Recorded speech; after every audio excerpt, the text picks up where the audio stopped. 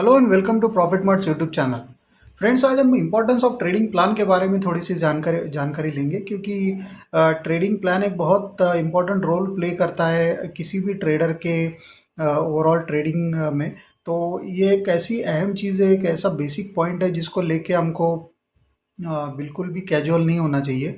और सबसे पहली बात तो ये है कि हर ट्रेडर का कोई एक ट्रेडिंग प्लान ज़रूर होना चाहिए, क्योंकि अगर ट्रेडिंग प्लान ही नहीं है किसी का तो वो फिर उसके एक ट्रेडिंग एक्सपीरियंस को लेके काफ़ी सारे सवाल खड़े हो जाएंगे। क्योंकि अगर आपका कोई एक सेट ऑफ रूल्स ही नहीं है जिसको हम ट्रेडिंग प्लान कह सकते हैं, तो आप किस चीज़ को फॉलो करेंगे। और in absence of any trading plan ज़्यादा पॉसिबिलिटी ये होती है कि आप अपने इमोशंस को फॉलो करेंगे, तो जो कि सबसे ज़्यादा एक खतरनाक चीज़ मानी जा सकती है ट्रेडिंग के लिए।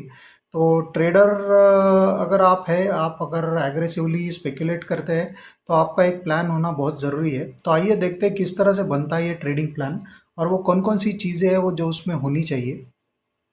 तो फ्रेंड्स, मैं जब ट्रेडिंग प्लान की बात कर रहा हूँ तो बेसिकली मैं ये हाईलाइट करने की कोशिश कर रहा हूँ कि हमारा कोई एक सेट ऑफ रूल होना चाहिए, रूल्स होना चाहिए। क्योंकि अगर कोई हमारा एक स्पेसिफिक एक प्लान नहीं है तो हम उसको अच्छे तरीके से एग्जीक्यूट भी नहीं कर पाएंगे, और मार्केट में फिर हम कई सुनी बातों पे भरोसा करके या गट फीलिंग को लेके या हमारे इमोशंस को फॉलो करके कोई ट्रेड लेने की कोशिश करते हैं, जो कि अक्सर एक प्रॉब्लम क्रिएट कर सकता है। तो ट्रेडिंग प्लान का जहाँ तक सवाल है, तो उसमें काफ़ी सारी चीज़ें आती है, जैसे आप स्क्रीन पे देख पा रहे होंगे। तो सबसे पहली चीज़ ये है कि आपका एक ट्रेडिंग स्टाइल होना चाहिए। आपका एक ट्रेडिंग स्टाइल क्या है वो आपसे अच्छा कोई नहीं जान सकता, क्योंकि ट्रेडिंग स्टाइल एक ऐसी चीज़ होती है कि हर किसी का अलग अलग होती है ट्रेडिंग स्टाइल।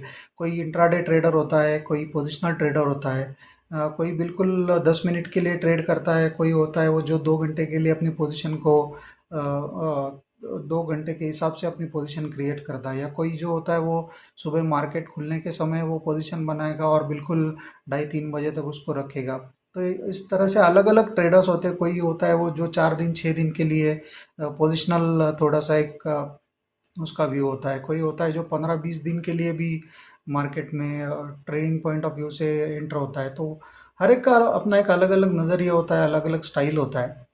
तो बेसिकली आपका क्या स्टाइल है, ट्रेडिंग स्टाइल, वो आपको फिगर आउट करना पड़ेगा और अकॉर्डिंगली ही आपको उसको फॉलो करना पड़ेगा।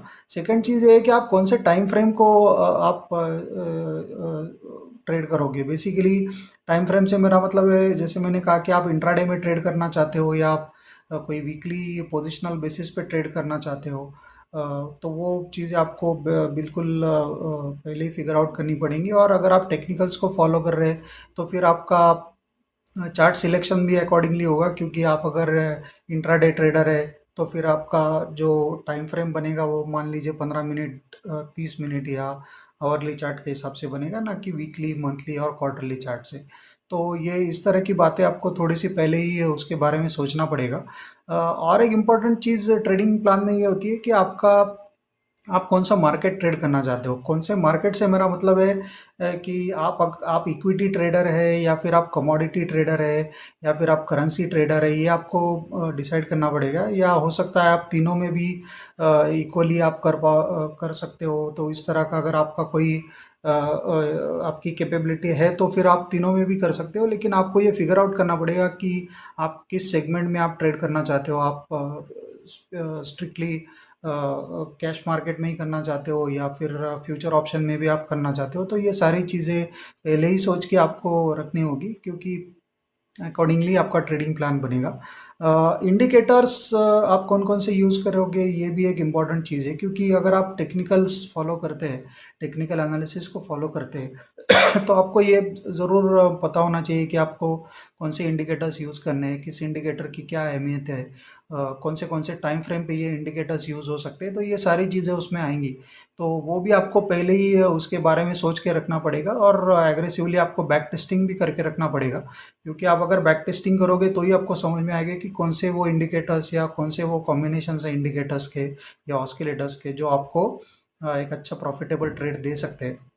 अ, आपकी एंट्री और एग्जिट्स भी बिल्कुल क्लियरली डिफाइंड होने चाहिए। जैसा मैंने कहा कि आप जब सेट ऑफ रूल्स बनाएंगे तो जो भी आपका उसके पीछे लॉजिक रहा हो उसका आप एक एग्रेसिवली आप उसको एक्सटेंसिवली बैक टेस्टिंग उसका कर लीजिए, और उसके बेस पे ही आपका ये डिसाइड होना चाहिए कि आप किसी ट्रेड में कब एंटर करोगे और कब उससे एग्जिट करोगे। तो उसके रूल्स बहुत क्लियरली डिफाइन होने चाहिए, और जब भी वो क्राइटेरिया जो भी आपने उसके लिए बनाया वो फुलफिल होगा तभी आप उस ट्रेड में एंटर करोगे। और जब भी आपका सिस्टम आपको इंडिकेट करेगा कि you should be exiting a particular trade, तभी आप उसको एग्जिट करोगे, ना कि ये आपके इमोशन बेस पे ये होना चाहिए।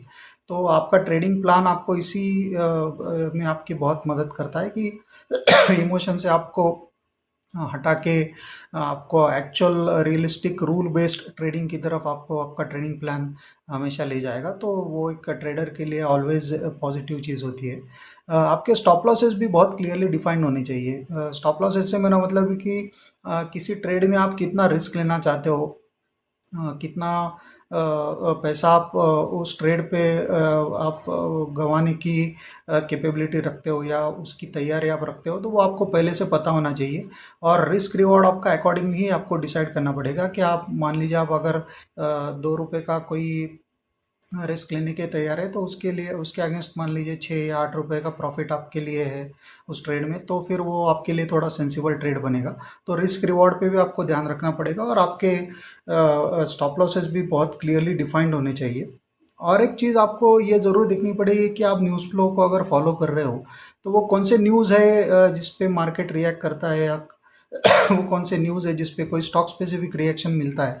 तो ये चीज़ें भी आपको पता होनी चाहिए, और किसी न्यूज़ को आप किस हद तक उसको बिलीव करोगे या फॉलो करोगे, ये चीज़ें भी आपको डिसाइड करनी पड़ेंगी। क्योंकि न्यूज़ बेस्ड ट्रेडिंग वैसे तो बहुत ज़्यादा रिकमेंडेड नहीं है, क्योंकि अगेन उसमें थोड़ा सा एक अलग ही एक स्पेकुलेशन का एक अंदाज़ा आ जाता है। तो it is always better to stick to your rules. तो न्यूज़ आपको अगर बहुत ही रिलायबल सोर्स से कहीं से आपको पता चल रही है, आप बिल्कुल इसको इग्नोर कर ही नहीं सकते हो, और वो बहुत कंस्ट्रक्टिव न्यूज़ है किसी स्टॉक के या इंडेक्स के लिए, बहुत ही इंपॉर्टेंट न्यूज़ है, बी इट इकोनॉमिकल और कंपनी स्पेसिफिक और एनीथिंग, तो फिर आप उसको फॉलो कर सकते हो। मैं ये नहीं बोल रहा हूँ आपको कि आपको न्यूज़ देखना ही नहीं चाहिए या सुनना ही नहीं चाहिए, लेकिन आपको उसके बारे में पता होना चाहिए कि वो कौन सी चीज़ है, वो किस सेक्टर से रिलेटेड है, किस कंपनी को वो न्यूज़ इम्पैक्ट कर सकती है और किस हद तक इम्पैक्ट कर सकती है। तो ये सारी चीज़ें आपको पता होनी चाहिए। तो ये कुछ ऐसे बेसिक चीज़ें हैं, ये सब मिला के आपका एक ट्रेडिंग प्लान बनाते हैं। और फिर जैसा मैंने कहा कि आपको स्ट्रैटेजी भी आपको डिसाइड करनी पड़ेगी कि आप अगर टेक्निकल्स यूज़ कर रहे हो तो आप मूविंग एवरेज फॉलो करो, या फिर आरएसआई फॉलो कर रहे हो, या फिर ऑस्किलेटर कोई फॉलो कर रहे हो, या कोई स्पेसिफिक चार्ट पैटर्न फॉलो कर रहे हो, तो जो भी है, या कैंडल स्टिक के कोई आप फॉलो कर रहे हो लॉजिक्स, तो जो भी है आपको पहले ही क्लियरली डिफाइन करना पड़ेगा, और अकॉर्डिंगली आपका ट्रेडिंग प्लान बनेगा और उसी को आपको एग्जीक्यूट करना पड़ेगा। और जब भी ये ट्रेडिंग प्लान की बात आएगी तो उसमें सबसे मुश्किल चीज़ ये होती है कि ट्रेडिंग प्लान तो हम बना लेते हैं, लेकिन उसको हम फॉलो नहीं कर पाते। तो सबसे बड़ा चैलेंज आपके सामने तभी होगा जब आप उसको फॉलो करने की कोशिश करेंगे। क्योंकि ट्रेडिंग प्लान एक ऐसी चीज़ है कि जो हमने एक बार सेट तो बना लिया, लेकिन when it comes to following your trading plan, तो वहाँ पे सारी दिक्कत आ जाती है। और आपका सिस्टम मान लीजिए किसी स्पेसिफिक स्टॉक के लिए या इंडेक्स के लिए अगर कोई सेटअप, आपका जो भी लॉजिक आपने डिसाइड किया है वो अगर आपको इंडिकेट कर रहा है, मान लीजिए बाय सिग्नल फॉर एग्जांपल, तो फिर आपको सोचना नहीं चाहिए कि मैं बाय करूं या नहीं करूं।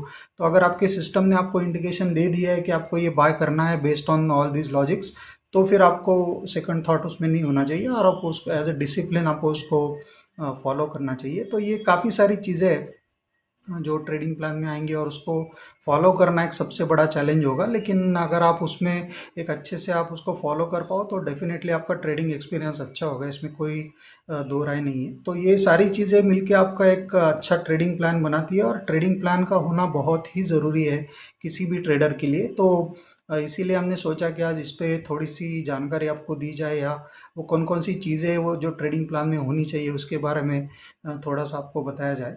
तो आज के वीडियो में इतना ही। Thank you for watching.